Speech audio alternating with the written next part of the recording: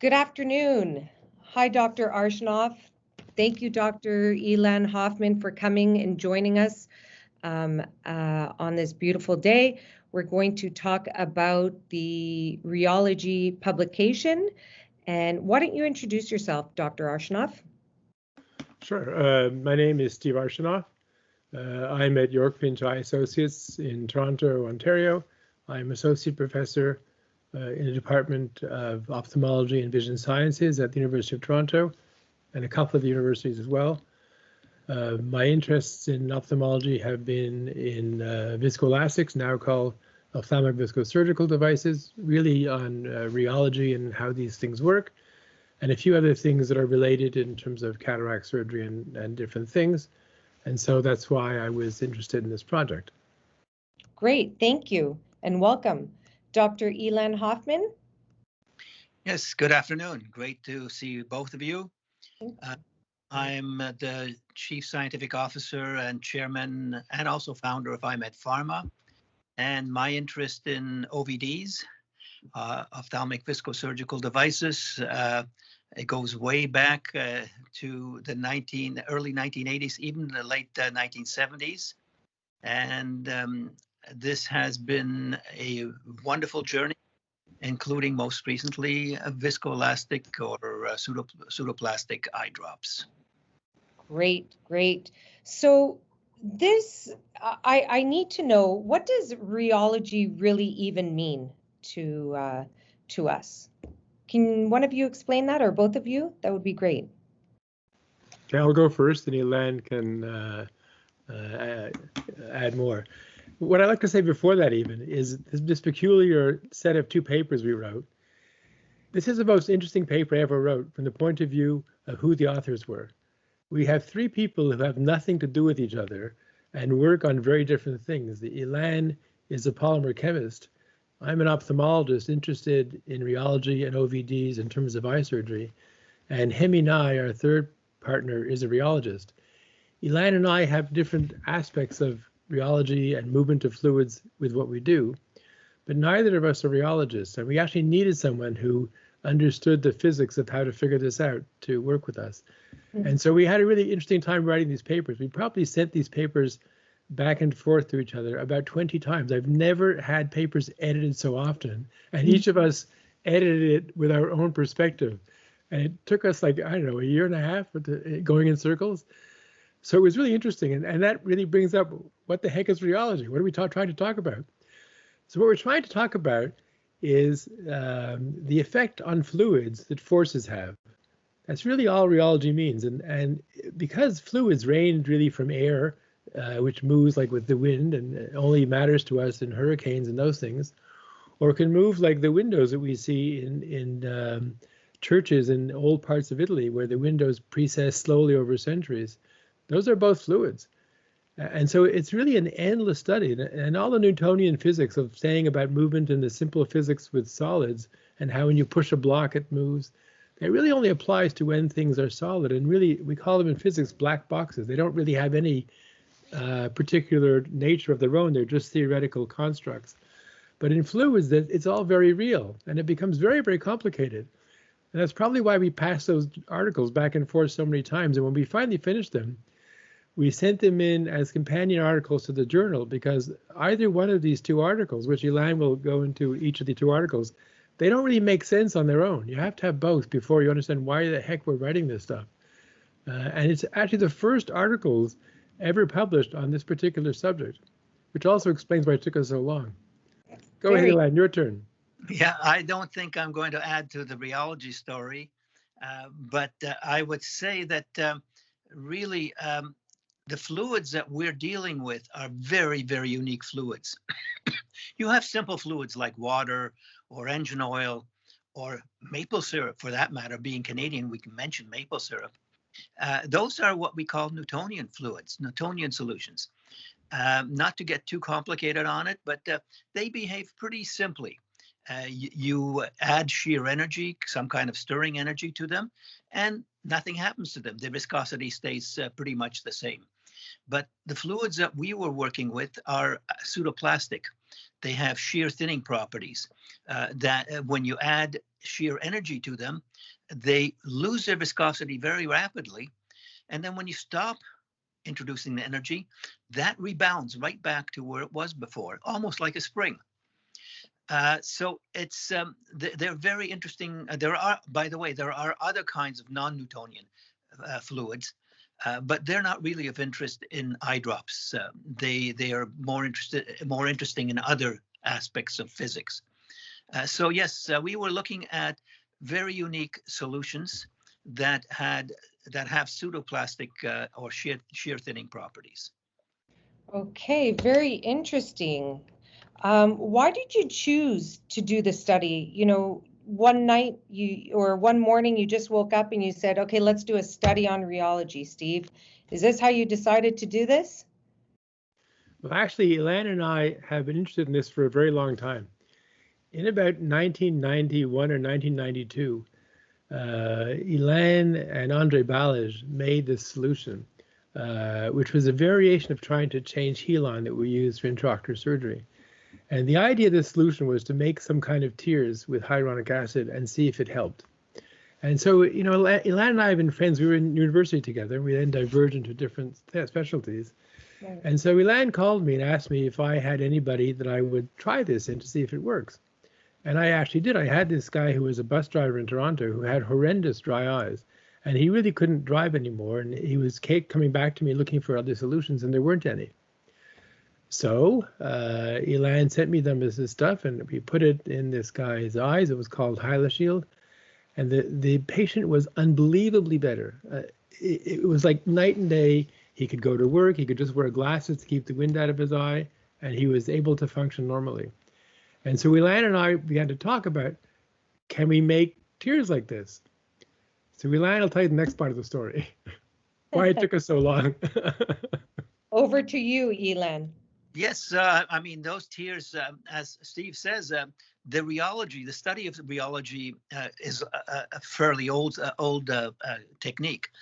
And as it applies to OVDs, ophthalmic viscosurgical devices, it goes back to the late 70s, early 80s. And we applied that type of discipline to eye drops. And eye drops are also very, very unique because there are multiple factors that can affect their rheological behavior. Up until, I would say, the early 1990s, most of the chemists and most of the physicians were only really involved in the viscosity or a single measurement of viscosity of a solution. That's fine. It's okay. It gives you some information. But we realize that the eye is not a static organ. It's a dynamic organ. The eyeball moves in its socket, the lids move up and down, and that's what we call shear energy. You're introducing shear energy to a solution that's on top of the cornea, which is a tear film. And when you put an eye drop on on top of the corneal surface, that's being subjected to shear energies. And so we wanted to know what happens to the eye drop or tear film for that matter. How does it behave normally? And how does it behave if you change its properties, concentration, molecular weight, its molecular structure, temperature? There's all kinds of variables that affect the rheology of a solution. Right. Now, So, to make it more complicated, yeah, go for it, Steve. when you look at artificial tears, they have all kinds of stuff in them because companies start to make them and then they add things to try to give it either more viscous properties or to make it stay longer or all kinds of things. But none of them ever got anywhere. In the 90s, just about all the drops we had really weren't very good, and patients complained they weren't very good. But after we used HylaShield, we began to see that hyaluronic acid, which was the main component, the elastic component or viscoelastic component of HylaShield, began to creep into eye drops all over the world. And many companies were realizing that adding hyaluronic acid would do something. And of course, hyaluronic acid is the main ingredient that we have in intraocular OVDs. And so, you know, we look at them differently. So Ilan was trying to make these tears and playing with how to look at them. And I was looking at OVDs. And we kind of didn't exactly meet. And the reason was, when you look at these curves, the part we're interested in OVDs is only a very small part of the part we're interested in tears. And so let me explain to you how that works and why we're interested in looking at the rheology of tears. So when you look at OVDs in your eye, we put the stuff inside the eye, and then we do phacosurgery. But if you think at how the OVD works in the eye, we're only interested to what it's doing up until the second it starts to move. Once it starts to move, it no longer does anything for us. It washes away from the cornea gets damaged, the stuff's useless. So we have a curve which sort of goes like this, and we watch it, and that's a very, very small part of the real rheological curve. But that's the part we've always cared about. And so we look at it from a very narrow point of view. But the problem with tears is they're the opposite. The eyelid's moving all the time. So we don't really care. Well, we care a bit. We care about the part where the curve goes down and the tears are shear thinning, but we also care about the two plateaus. There's a plateau, which actually the higher plateau is called the low Newtonian plateau because it's at low shear rates, and the low plateau is called the high Newtonian plateau when it's at very high shear rates, and where they level out and don't move anymore. So the low plateau, which is when it's viscous, is when your eye is open and not blinking, and the high plateau on the bottom is when it's going very fast and the tears are thinning over your cornea. So if we think about a patient blinking, it's critical for us when they open their eye and they're still, that the tears stay there. So we're very interested in that low Newtonian plateau, which means when they're viscous, but we're also interested in the high Newtonian plateau, because when the tears move and you blink fast, if the tears don't thin over their cornea, the patient tells you they can't see because it's too thick. So we have a very complicated system, whereas before we thought, well, it's pretty simple. It turns out it's not so simple. It's very, very complicated. And it's actually more complicated than just making it inside the eye when we're interested in a very small part of the curve.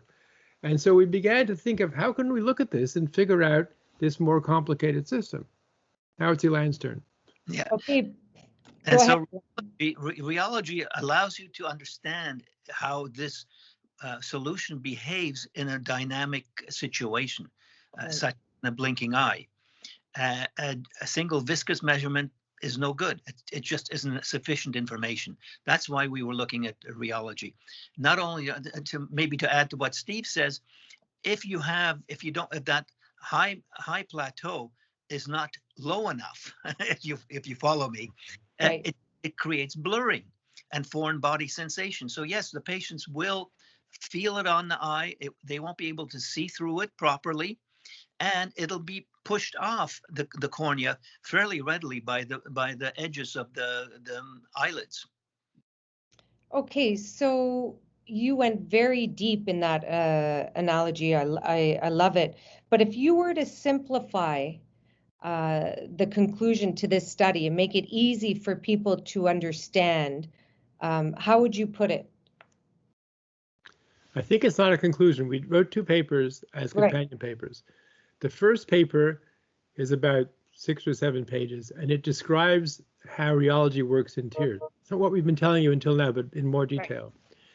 Because if the doctors who read this don't understand what we're doing, the whole thing is pointless. Right. So we tried to explain in 7 or 8 pages how this works in tears, how it compares to OVDs, and exactly what we're trying to do. So that was the first paper. The next paper goes and looks at a bunch of artificial tears. I think it was 20 that we used that we got either in Canada or England. And we tried to analyze those in terms of the same types of rheological measurements that we do with OVDs. But it's extended because we have to include the high plateau, low plateau, and the curve down, not just the curve in the middle. Right. So when we do that, we get all these graphs. And then we found out, gee, they're very different. We have really 3 kinds of artificial tears. We have one set where they have significant shear thinning, and they actually behave a bit like some of our OVDs.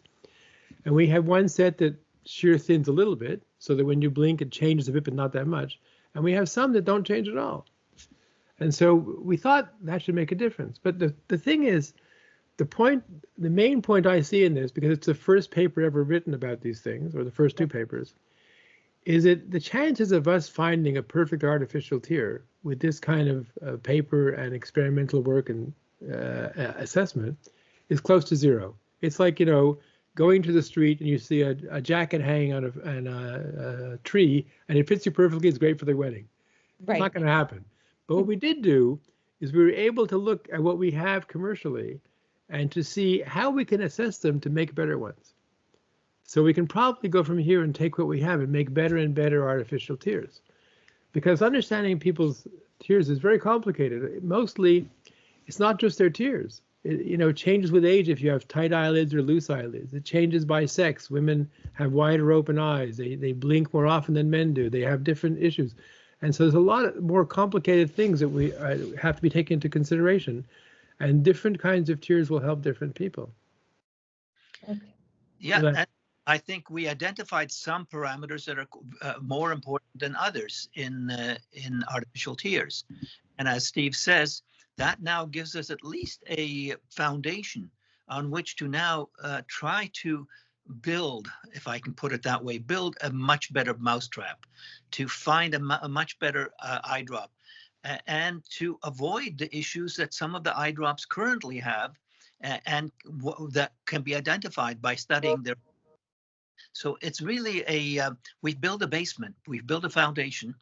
Now we've got to try to hopefully build a house on top of it.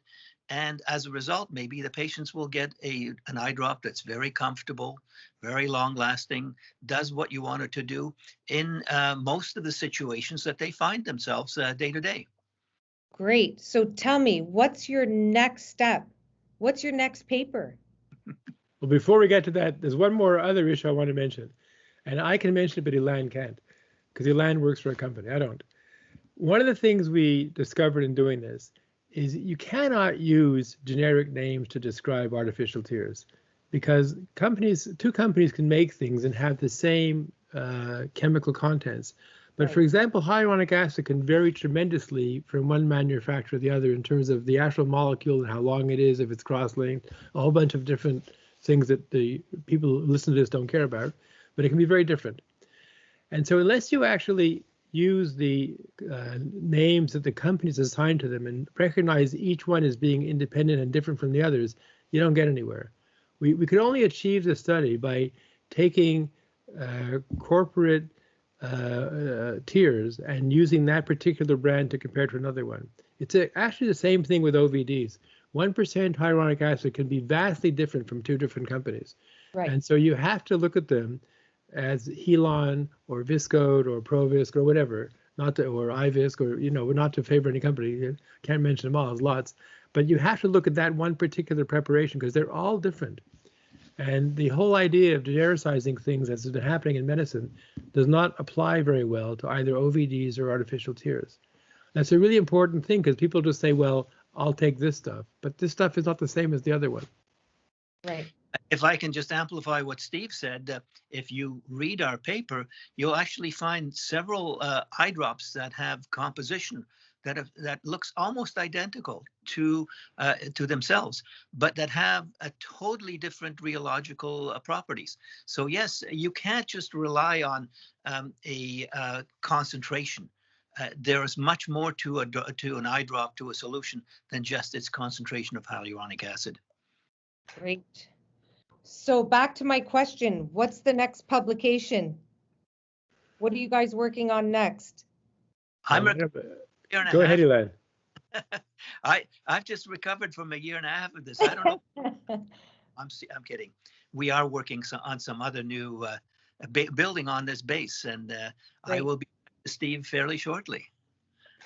I think the hardest thing now is for us to be able to identify how to change something and pick out parameters that we could change that'll make a difference to patients, because there are multiple parameters that you can change in artificial tears to see how it's going to work in the patient.